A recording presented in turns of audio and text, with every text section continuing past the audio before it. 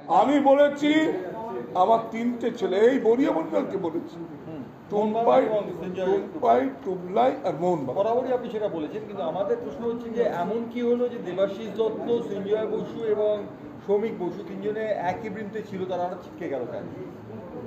এই পরিস্থিতিটা তৈরি হলো।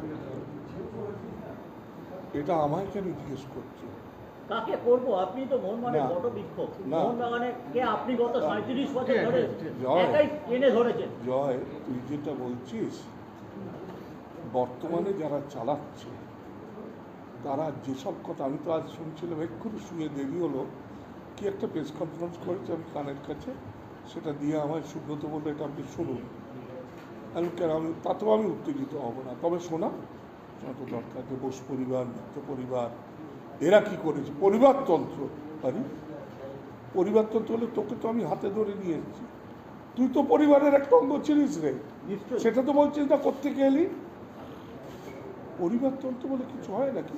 ক্লাবে যে ভালো গোল দিতে পারবে সেই প্লেয়ার থাকবে।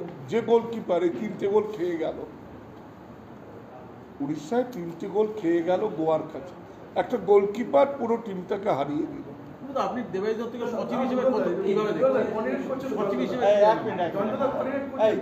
দুলাল, তুমি জিজ্ঞেস করছো যে দেবাশিস দত্ত সচিব হিসেবে কিরাম।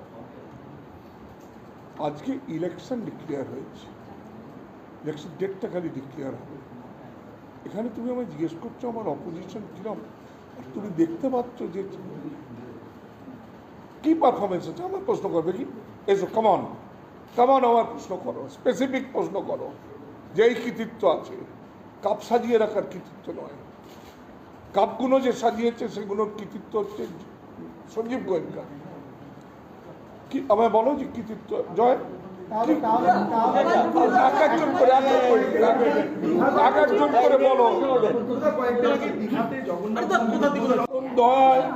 তোমরা এসে সবাই একটা গ্লাসে বিষ মিশিয়ে দেবে আমার। ও বিরোধী শিবির ফিবিরে থাকবে না, ও বিরোধী শিবিরের কোনো বিরোধী শিবির বলে শোনন, সঞ্জয় আর আমি ইলেকশনে দাঁড়াবো, আমার ছোট ছেলে বিরোধী করবে, এটা দুঃস্বপ্নেও ভেবো না। একটা ভুল করিয়ে দিয়েছে কেউ, অসম্ভব বুদ্ধিমান।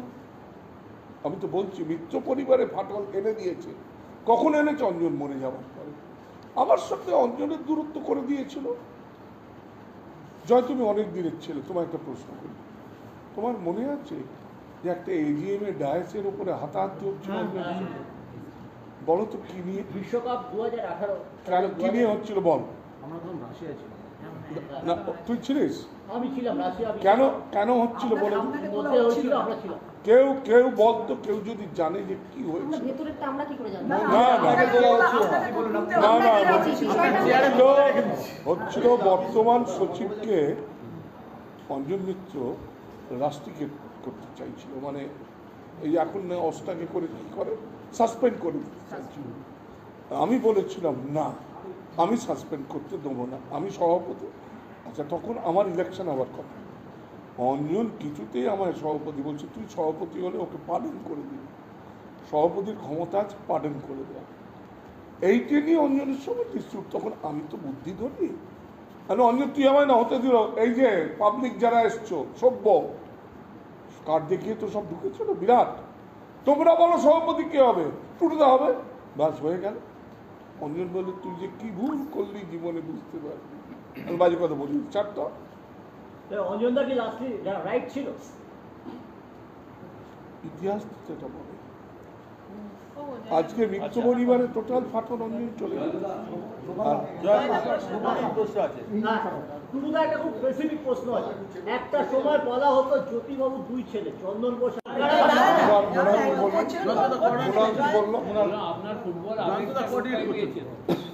আমার আবেগ বড্ড বেশি পেয়ে গেছে, এতটা পাওয়া উচিত ছিল, বড্ড বেশি পেয়ে গেছে। আমার আমার আমার থার্মোস্ট্যাট খুব ভালো। এই যে দুটো ফ্রিজ বড় বড় দেখছো না, এটা যখনই বেশি ঠান্ডা হয়ে যায় পট করে একটা আওয়াজ হয়, দিয়ে বন্ধ হয়ে যায়, আবার 10 মিনিট বাদে চালু হয়। আমি কিন্তু সেই যন্ত্র, যেমন আমায় রাগাতে পারবে না, আমায় হাসাতে পারবে কিন্তু রাগাতে পারবে। কে প্রশ্ন করবে? টুডুদা, একটা প্রশ্ন জয় আছে। একটা কাজ বলি, তোর পাশে একটা ছেলে আগে বলছে, সেটাকে বলতে নেক্সট তোকে বলতে বলবো।